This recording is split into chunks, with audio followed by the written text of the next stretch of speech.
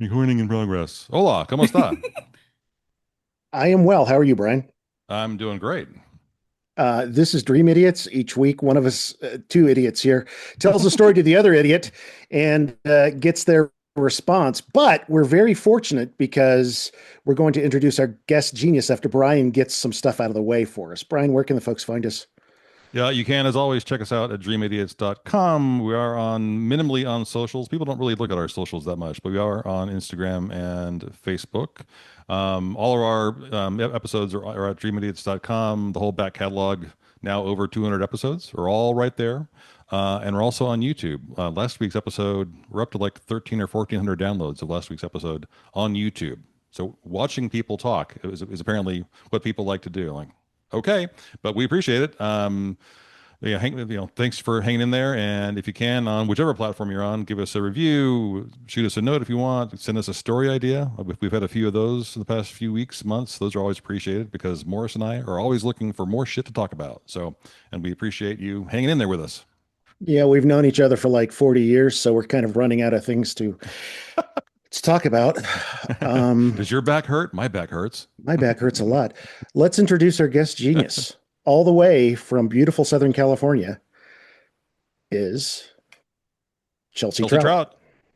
Hi. Hey there. Thanks for joining us. Yeah, absolutely. Thank you guys for having me. It's great to have you. We love having folks. You are going to be a future podcaster, we understand, and thanks for coming on and just kind of joining in our wackiness here. We like to say that we are not a true crime podcast, but occasionally we do true crime. So I've crafted a story with that in mind today for you, Chelsea. Oh, Um, Chelsea, Brian, Mhm. Brian, Chelsea, have either of you ever been to the U.S. Virgin Islands? no. No. Okay. Well, we're going to go there in our imaginations. All right. Here we go. If you found yourself as a tourist on St. Croix in 1972, you might have caught a song from the States broadcast by one of the four extant radio stations in the U.S. Virgin Islands. As near as I can tell, there were three AM stations. And because I'm a radio guy, I'm going to announce which ones they were. WSTA 1340, on air since 1950. WVWI 1000 since 1962, and WSTX 970, which was a newcomer on the air in 1971. The lone FM station, now known as WVIQ, and the VIQ stands for Virgin Islands Quality, which I like. VIQ 99.5 had broadcast since 1962. So let's go back to pretending to be a tourist on St. Croix in 1972. Let's say it's September 6th, 1972, and you played golf that morning. You don't play golf, Brian. Do you play golf, I live on Chelsea? a golf course. Oh, she lives on a golf course. It's okay. I used to play, I used to play at golf, but She I realized I spectates would rather golf. go Yeah. hiking instead. Right. She what? What? She watches golf, in other words, right? Yeah, yeah. I'm of the belief that golf is a good walk spoiled. So Right. I used to play golf. But anyway, let's just say that you had played golf this morning and you had lunch maybe at your hotel, and then you wanted to take a nap before heading out for the evening. You've set your alarm clock for late afternoon. It goes off, and as you swim back to consciousness, you reach to turn it off and then turn on the bedside radio. You hear that song I talked about earlier, or at least a few bars of it, before a news bulletin interrupts. It's okay. You've heard that song a few times back in the States over the summer. You head to the bathroom to brush your teeth. The news bulletin details an incident earlier in the afternoon at the Fountain Valley Golf Club. You pause in brushing your teeth. You had been at the Fountain Valley Golf Club that very morning. First tee of the day, actually. You head back to the radio and turn it up and learn that 8 people are dead, shot by criminals who made off with $1,000 from tills and wallets. 7 tourists and one maintenance man are the victims, but there's another 7 people who are wounded. You sit on the edge of your bed and take all of this in. You missed it by that much. This stays with you for the rest of the day, and for that matter, the rest of your trip. That could have been you. The information trickles in throughout the rest of the day. This is what happened, and what happened after you headed back to the States once your vacation was over. During the afternoon hours of September 6th, 1972, five men armed with pistols and at least one automatic rifle stormed into the clubhouse restaurant at the Fountain Valley Golf Course. They were known criminals on the island, and they would become known as the Fountain Valley Gang. What started as a simple robbery from the tills and the tourists became a bloodbath. And then the manhunt started. FBI agents, federal marshals, and local police formed a posse 125 men strong. Now, keep in mind that the Virgin Islands have three big islands and a bunch of little ones for a total of like 53 islands, right? But the three big ones are St. Thomas, St. Croix, and St. John. And you are touristing on St. Croix. Two of the men are captured early, and the other three were tracked down to an abandoned building at the city at the tip of the island. All five men would end up confessing to the crime, although there's strong evidence that confessions were acquired by torture. And what I mean by strong evidence is one of the policemen admitted later in a documentary to torturing them. Yes, yes. And he apparently regrets it now, but he knew, he says he knows that they're the ones who did it. And he unabashedly admits to, yeah, that's how we did things back then. All five men were sentenced to 8 life terms to be served in prisons in the States. Their names were Ishmael Labite, Beaumont Jarreau, Merrill Smith, Warren Ballantyne, and Raphael Joseph. While serving his time in prison, Labite converted to Islam and a new name, Ishmael Muslim Ali. He also read a lot, particularly law books, and he applied for a writ of habeas corpus, arguing that his rights had been violated when he was subjected to solitary confinement when he was still in prison back in the Virgin Islands in 1979. It was a civil suit, and he went down there and actually won and was awarded $12,000. He had been transported late in 1984 for the trial from New York to the Virgin Islands. After the proceedings, on the very last day of the year in 1984, American Airlines Flight 626 left St. Croix, headed back to New York with Ali aboard, as well as the 3 armed guards accompanying him. Complaining of severe stomach cramps, he was allowed to use the bathroom. Once. Then twice. Then a third time, when he emerged from the bathroom with a handgun. He disarmed his guards and then politely proceeded to hold a flight attendant hostage. And they actually say he was polite. He was so nice. She called the cockpit and delivered Ali's message. Now, it's 1984, so maybe this is passé, but can you guess where he wanted to take the plane? Any guesses? Well, the joke is always Cuba, right?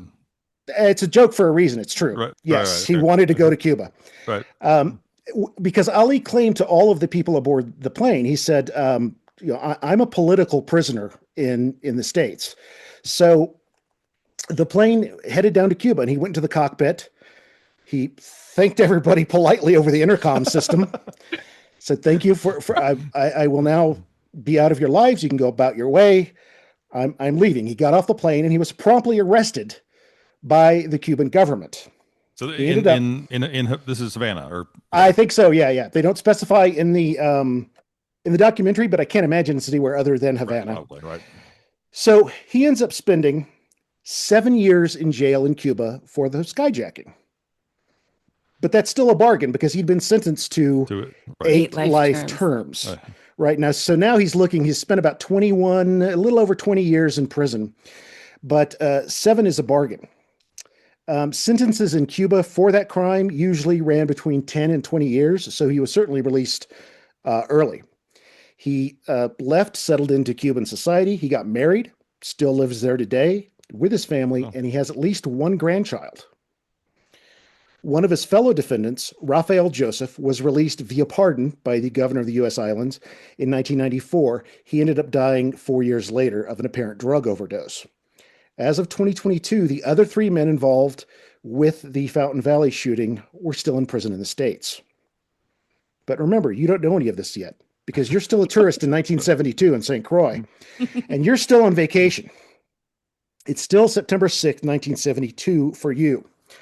You stick around your hotel room until dinner, but you don't stay out too late or stray too far from the hotel. That's what all the bulletins are telling you to do.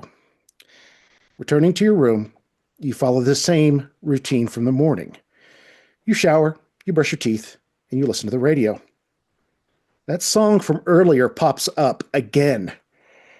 You spend time guessing the band's name. It's just out of reach. The sound of the tune is so damn familiar and catchy.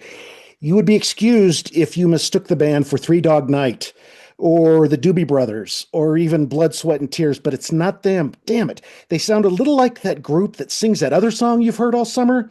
The one about the fine girl who serves sailors whiskey and wine in a harbor town. The hell's that? What is that? Brandy. That's right. What was the name of the group that sang that song? Spyglass, Lighthouse? No. Looking Glass. That's it. But it's not Looking Glass either. The DJ saves you, back announcing the tune. That was Dancing in the Moonlight by King Harvest. Thank God, you say. That would have kept you up all night. What you don't know, what you can't possibly know, is how Dancing in the Moonlight connects to the murder of those 8 people at the golf course earlier in the day. Either of you familiar with the song? I bet you've heard it at some point on an oldies radio station. Oh yeah, I can. Okay. We are dancing in the moonlight. Yeah. Oh, Anyway, yeah. Yeah. A fellow by the name of Sherman Kelly wrote Dancing in the Moonlight in 1969 and recorded it for the first band he played in, which has the great name of Boffalongo. They were based in Ithaca, New York. Sherman took lead vocals, which he regretted and later said he hated. And I'm quoting him here. We had these producers who thought it would be a good idea to give me cocaine. That was probably the worst idea. I found myself in the vocal booth where there are lots of people distracting me, and the producers would give me more cocaine to keep me doing takes until my voice was so distorted and so weird. Despite the distorted and weird vocals, the song became a regional hit and was covered by another group called the High Broom. That version seems to have sunk without a trace. Wells Kelly, Sherman's brother, then sent the song, and that is a cool first name, Wells Kelly. Sherman's brother sent the song to his new band, King Harvest. Wells Kelly and his bandmates had moved to Europe sometime in 1970 or 71, settling in Paris. This move was not uncommon for American musicians at the time. We've talked about this many times in the podcast, how so many jazz musicians from the late 40s through the 60s moved to Europe because of racism, right. Places like Copenhagen, Stockholm, and the like. But with King Harvest, it was different because they were a bunch of white dudes, right? singing rock and pop. The band recorded Sherman Kelly's Dancing in the Moonlight and finally turned it into a big, big hit. And that's when Sherman joined the group. I believe he was a harmony vocalist and a second keyboardist. And they cut their lone album, one centered around the hit title track, Dancing in the Moonlight. The song reached number 10 on the Cashbox Top 100 Singles chart and number 13 on the Billboard 100. That's pretty good. It's better than any song I've ever released. You can still hear it played on radio stations today and pops up often if you use Apple Music or Spotify or any of those music jukebox things for that computer phone we all have. It pops up often if you have a one-hit wonder playlist from the 70s. It'll show up on that quite a bit. I think I did 3 separate one-hit wonder things through my phone, and it came up on every single one of them. Now, Sherman was interviewed in 2020 by Mike Morsh, and this guy's a great writer. And he wanted to know about the genesis of the song that became King Harvest's one huge hit. In the summer of 1969, Sherman and some friends, including his girlfriend, Adrienne, were running a nightclub in St. Thomas. The group of friends decided to rent a sailboat one weekend and head over to St. Croix. One thing that Sherman nor Adrienne had counted on was their severe seasickness. By the time the party reached St. Croix and anchored there on the coast, they were all ready to go ashore. Taking the boat's dinghy, the friends headed in for dinner. After the meal, the group headed to the beach. Sherman describes seeing the swaying mast of the sailboat out in the distance, and he and Adrienne decided then and there that they needed a night away from the rocking and rolling of the ocean. The pair bid goodnight to their friends and went back to town in search of a hotel. But as they soon discovered, they had left their money on board in their haste to disembark earlier in the evening because of their seasickness. And this is the point in the story where things get really, really dark. And there's a lot more crime coming. One hotel flatly turned their promise of repayment down. Well, The second wanted something different in Yeah. payment, or at least the night manager did. He offered to trade a room for sex with Adrienne. It's the 70s. right. It's yes. Well, that's or the 80s or the night or today actually Or probably. today. Well, needless to say, Adrienne declined his gross, demeaning bargain, and the young couple opted to find a quiet place on the beach to spend the night under the stars. They found one and settled in for the evening. Okay, here it comes. At some point in the night, Sherman was awakened by loud noises, which turned out to be the thwacks of baseball bats repeatedly striking him in the limbs, his ribs, and his head. As he slipped in and out of consciousness, he witnessed a horrible tableau. Adrienne was being attacked by a group of men. One of them was in the midst of raping her, while the others watched, presumably waiting their turns. By whatever strength remained in them, Sherman and Adrienne managed to fight back and make so much noise that the assailants scattered into the darkness. The damage, however, had been severe. Barely able to walk, but still a testament to their resilience, the couple followed the lights along the shore until they came to a large building, the only hospital on the island. What lay ahead for them was months and months of recovery. And it's here in Sherman's retelling that Adrienne exits the story, which to me is a matter of her privacy. I felt no need to dig further, and I hope she was able to address her trauma in whatever way she saw fit. I do know that she and Sherman at some point split up. For Sherman, many surgeries lay ahead. His skull was fractured in multiple places. Bones were rebroken and then reset back in the States, which I cannot imagine. Wow. His shattered face had to be reshaped. And we're talking early, right? Late 60s, early 70s Right. medical procedures. Reshaped badly, probably, right? Yes. As he recovered his health, he started to write the song that would eventually become Dancing in the Moonlight. He says of the song, I envisioned an alternate reality, the dream of a peaceful and joyous celebration of life. It was just me imagining a better world than the one I had just experienced in St. Croix. Now, what followed later, years after this attack, was this. Many people have speculated that Sherman and Adrienne were amongst the earliest victims of the Fountain Valley Gang, who would go on to murder 8 people at the golf course in 1972. Oh, Wow. shit. The leader of the Fountain Valley Gang, the leader of the Fountain Valley Gang was Ishmael Labit, who would later become Ishmael Muslim Ali and engineer successful skyjacking during the golden age of skyjacking.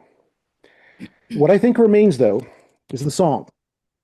Not a dirge of darkness and pain and despair, but instead something that stands as a 3-minute, 2-second tribute to perseverance and hope and joy and, yes, a better place.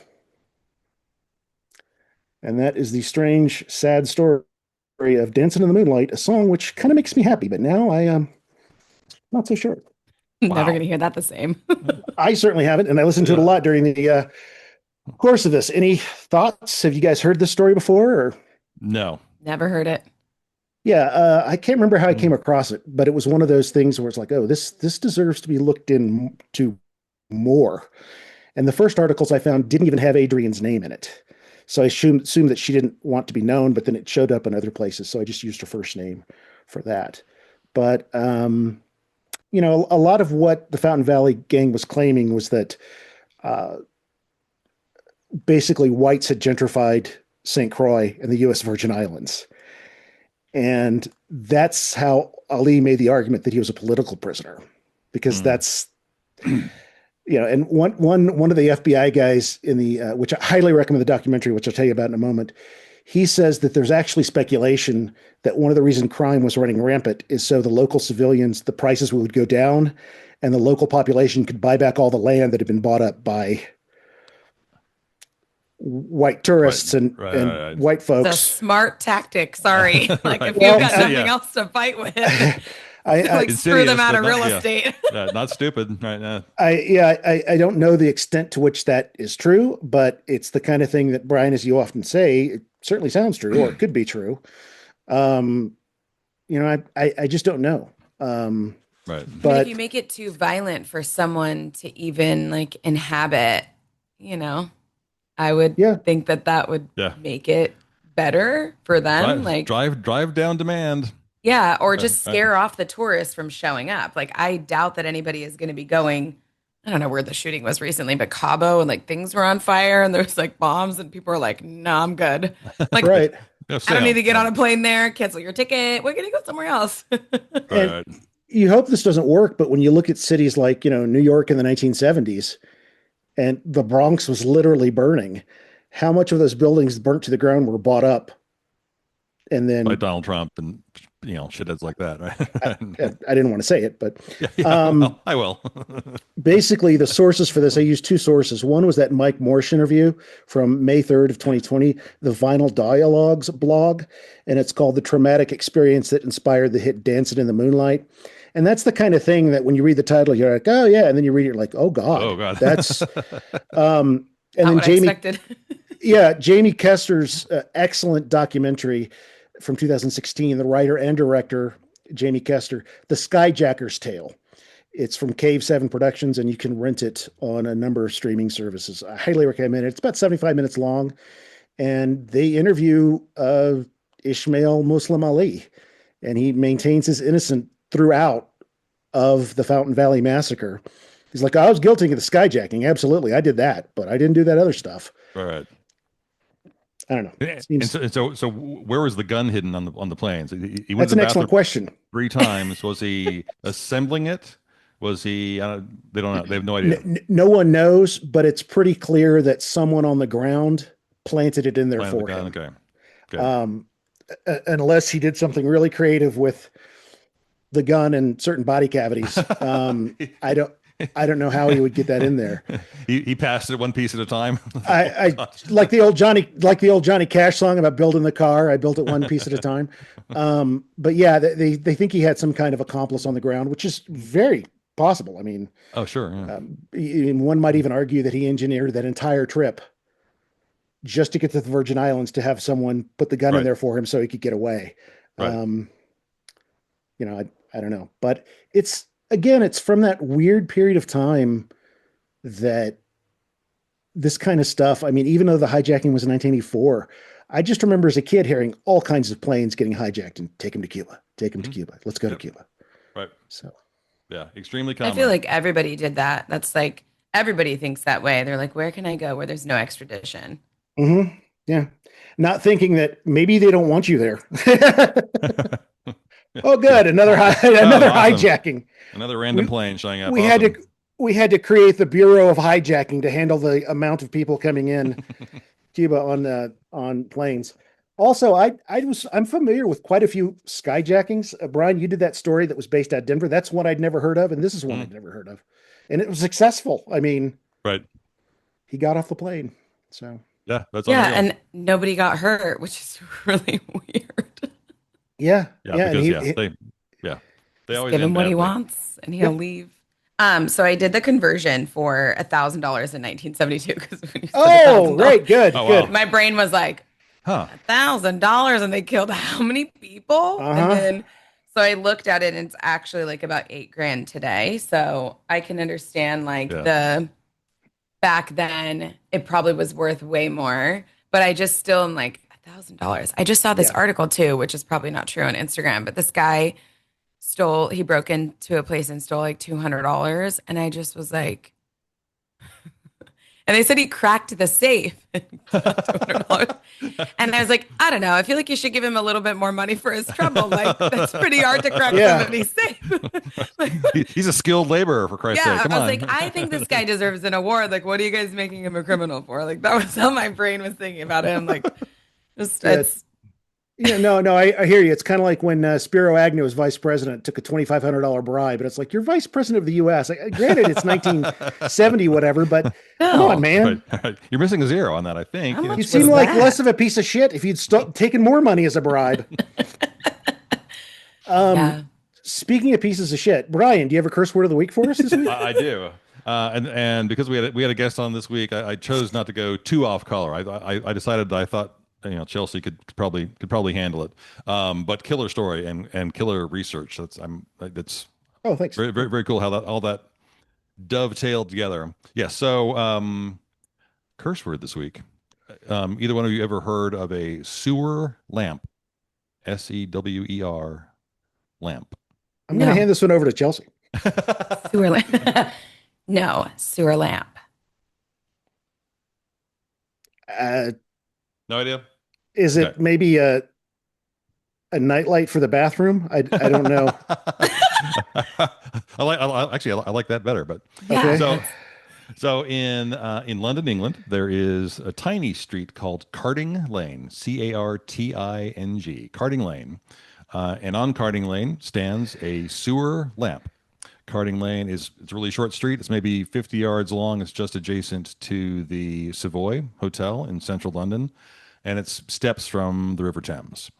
So going back hundreds of years, humanity has always had a hard time figuring out how to deal with sewage. These problems get worse in large metropolitan areas: Paris, New York, Hmm. London, Boston. First of all, there is just the issue of the bulk, the mass, the waste. How do you get rid of it in a safe way? But the sewage has a delightful little byproduct that also has to be addressed: methane gas. So, Oh, uh, okay. so methane gas has three distinct problems. It smells terrible. Hmm. It likes to escape through any available crack or fissure. Oh, and it likes to explode.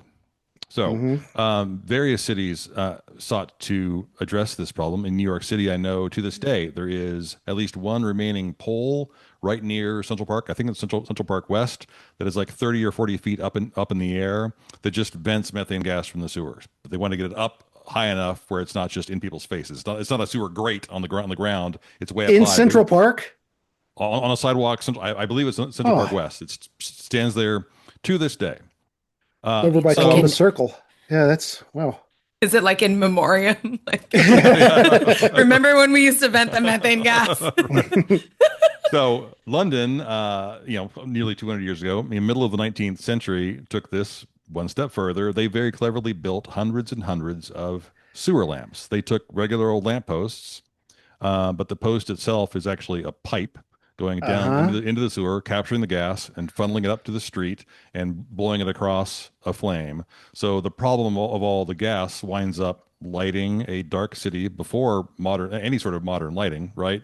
So the gas is used to light the city while simultaneously eradicating the risk of smells and fires. So pretty cool. Only one of these lights remains to this day on Carding Lane. It was run over by a lorry driver at some point in the last decade or so, but it was rebuilt. Now I suspect it's probably a halogen bulb or it has a small solar panel on top of it or something. But I love the fact that they kept it in a tiny little corner of the city. If you don't know it's there, you wouldn't know it's there, but you can look at pictures of it online. But that's also why the locals call it Farting Lane. That's really cool. I had Yeah, never so it's kind of like when you have what do you call the flame that comes off like an oil refinery that's doing the yeah, same very thing, much so. right? It's burning off the It's excess off gassing basically and burning. Yeah, right, right, exactly. so Yeah. it So doesn't it's build up and and yeah. yeah, there are tons of stories of methane gas causing fires and explosions, and this is actually part of a larger story, and I'll do later. All called the Big Stink. There are lots of other funny stories about this, so I'll come back to this story It's later on. it says it's a historical landmark and there's a map to get to Yeah, there are all kinds of little blurbs on it and tons of photos of it. It's really good. I mean, if I was in London, yeah, I'll go see that. I, why not? Yeah, that exactly. why Yeah. they were lighting the street lamps in like the Mary Poppins movie? Like now that I'm thinking about this, like was Could that what they be. were doing? Yeah, I don't know. Dick Van Dyke just kind of squeezing up next to a sewer lamp. Oh man, if That's I a could just jolly ask holiday them. with you, Mary Poppins. Just to ask him one question. You ever heard of it? He'd probably be like, yeah, I know the guy that invented it. They had cocktails with him, you know? When I'm not chimney sweeping, I'm taking care of those things, right? Oh yeah, Jimmy. That's probably really what he was really doing. It was sewers, but they had to get him out of the sewers. Yeah. It's Disney, right? Yeah, it does Yeah, make it. Awesome. the one producer's note was like, about what this guy does for a living. We can't have him. Can he be an accountant? Literally anything else. We can't have him farting into a pipe for the entire movie. It's going to be awful. That is really cool, Brian. I never heard what an elegant solution to a problem too. Mhm. Get rid of two things at once. That's Yeah. pretty cool. Yeah. Engineering at work Yeah. for you. Yeah. Yeah. So you have it. Almost like, having a plan to do things works out well. Yeah, it's amazing what you can accomplish when you hire someone who is skilled Competent. at a certain time, right? Who actually has expertise and wants to solve problems, huh? Yeah. Yes. All right. Well, thanks, Brian. That was an awesome curse word of the week. That was fantastic. There you have it. And thanks to Chelsea for being our most recent victim on Dream Idiots. We appreciate you coming on and enjoying just tagging along for the ride here. Yeah, it was awesome. I like the way that Morris actually lays out the story. I've obviously listened to your podcast, but just the like actually really truly telling this like beautiful story that like no one else wrote this and Morris wrote it. Nice. So I really like that. That was really enjoyable. I'm like, oh, I have a story, but if I come back here and tell this story, I have to write this from someone else's perspective. And I'm like, okay, let me work on that. Well, I'll give Morris big credit. Morris has a academic background. Morris's content is much more dutifully researched and organized than mine. So, so mine. I are don't know never, if that's the case at all. Well, they always come off that way, and so mine are always a little more haphazard. But yeah, good, super cool story. Thanks for being on the show. And whenever you get everything up and running, let us know, and we'll definitely cross link to your shows as they come out. Because we always want to do that. We have worked in the past with a series of other podcasts who are kind of in the same boat, getting things started. So we would love to plug your podcast when it gets up and going. Absolutely. So please let us know. Yeah, definitely. Thank you guys so much. All right, you bet. Thank you. And as always, check us out at dreamidiots.com. And I guess the thing to do now is to go to our YouTube channel, which I'll try to link to more often, because last week we got just a nice little spike in traffic. So watching Morris and I yak at each other doesn't seem entertaining to me, but but there's very we're really light on the special effects here. So but yes, we appreciate you doing that as always, and we're going to be back again super soon. Sounds good. All right. Thanks, Chelsea, again. And everybody, be good to each other.